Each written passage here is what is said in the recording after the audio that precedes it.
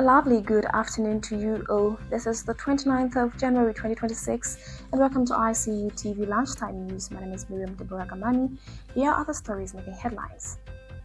Chipata man nabbed for allegedly posing as a woman to defraud men. Lusaka City Council urges residents to comply with dog registration and vaccination laws. And later in the news, Zambia, agra and Chinese experts move to build stronger soybean partnership. And in our international news, Iran warns of immediate response to any US attack. And in our sports news, Copa Queens targets strong wafcon campaign. More details coming shortly.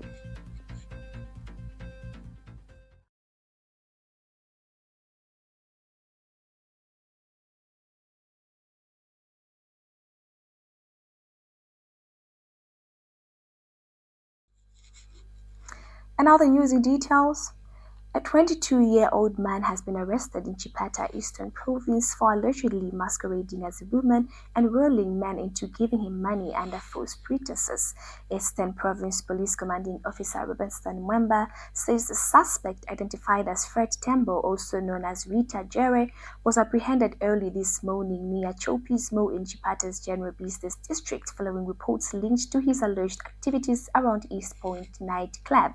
Mr. Mwemba says Tembo allegedly used plaited hair, lipstick, and chitenge material to disguise himself as a woman and admitted during questioning that he sometimes presented himself as female, adding that investigation also revealed the suspect was married just a week ago, with police continuing investigation.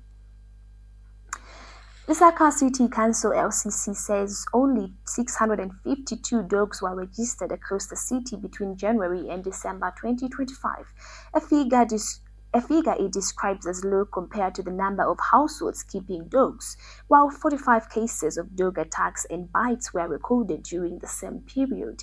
LCC says through its Department of Public Health and it is mandated to register and vaccinate dogs in collaboration with the Veterinary Department to protect the public against rabies, but notes with concern that many dog owners were not complying with the Control of Dogs Act, thereby putting the public at risk. The Lusaka City Council has registered a total of 652 dogs across the city between January and December 2025, a number the council believes is significantly low considering the city's geographical size and the number of households keeping dogs. During the same period, the council recorded 45 reported cases of dog attacks, highlighting the need for residents to adhere to the provisions of the Control of Dogs Act.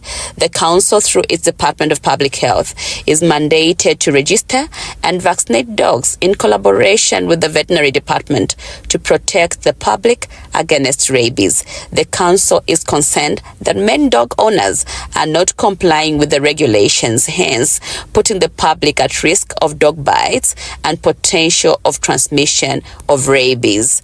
The Lusaka City Council wishes to appeal to members of the public to report any incidents of dog attacks or bites to the nearest council office. This will enable the council to take necessary measures to prevent future incidents and ensure that dog owners are held accountable for their pets. The Ministry of Agriculture, Ruben P. Mutolo, has held talks with a delegation from the Alliance for Green Revolution in Africa, agra, and professors from Majing Agricultural Investment of the People's Republic of China on strengthening cooperation in capacity building, agricultural research, and structured collaboration along the soybean value chain. The delegation, led by agra-led for Asian Partnership Dr. Ching Ching and accompanied by Agra Zambia Country Manager Maziko Piri, noted that Zambia has favorable agroecology conditions, adequate water, and suitable soils, making it a potential partner for soybean cooperation, while also highlighting challenges such as poor coordination of farmers, limited primary access limited primary processing facilities and lack of reliable markets. Mr. Mutolo emphasized that the need for market development, logistics, market research, and processing capacity to support increased production, adding that President Hakainde Hichilema has set a target for Zambia to produce 1 million metric tons of soybean annually by 2031, a goal that will require strong partnership with development partners, research institutions, and international markets, particularly in Asia. Government is working towards achieving 96% mobile network coverage across the country by the end of this year. Technology and Science Minister Felix Mutati disclosed the target during the commissioning of the community tower in Kasama District, Northern Province, saying the tower is among 14 erected by IHS Towers of Strengthening in the province. Mr. Mutati added that with support from the IHS Towers of Strength, government is constructing 487 communication towers countrywide, while IHS Chief Executive Officer Augustine Puri said each tower will have the capacity to serve up to 7,000 subscribers. We'll take a short break. International and sports news coming up. Iran warns of immediate response to any U.S. attack, and Copper Queens targets strong wafcon campaign. Don't go away. The Information and Communications University is complementing government effort in promoting legal and safe mining for all Zambians. ICU is offering a short practical training course to artisanal and small-scale miners and those who intend to venture into mining. This training covers identification of rocks and minerals, mining operations and equipment, health and safety in mining, environmental protection, licensing and compliance, qualifications, National Registration Card, NRC. Apply now at www.icuzambia.net. For more information, contact the ICU School of Mines, Department of Artisanal and Small-Scale Mining at +260 763 302 596 or +260 973 263 492. For analysis of mineral samples, contact the ICU School of Mines Laboratory at +260 973 263 492 or +260 977 833 434.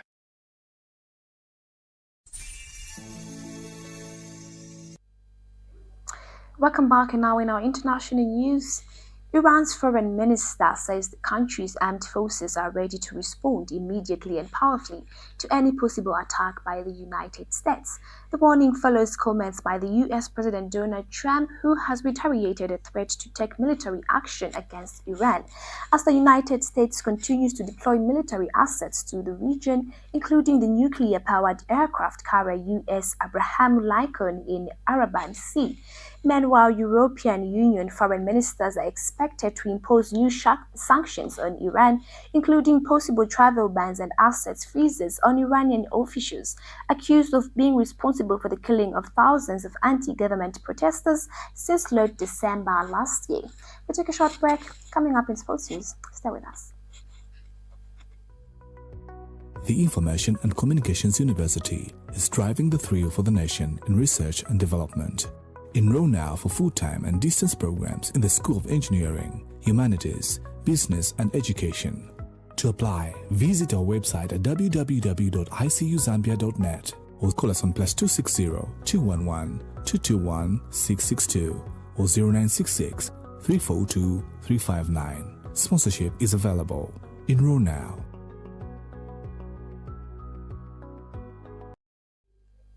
Welcome back, and now in our sports news. FAR's women's representative Colonel Priscilla Katoba says the Copper Queens will receive adequate preparation ahead of the Women's Africa Cup of Nations WAFCON tournament in Morocco. Colonel Katoba says FAR's will ensure the team gets the best possible preparation and has urged players to take the locally organized camp seriously as it marks the start of the WAFCON build-up, adding that the squad must adapt a winning mentality under the team's new motto, Copa to Gold. Meanwhile, acting Deputy FAR's General Secretary Iva Lengwa has expressed confidence in the preparations, while defender Rachel Nachula and player maker Messi Chipasula have voiced optimism about progressing from a tough group and achieving a greater success in senior level.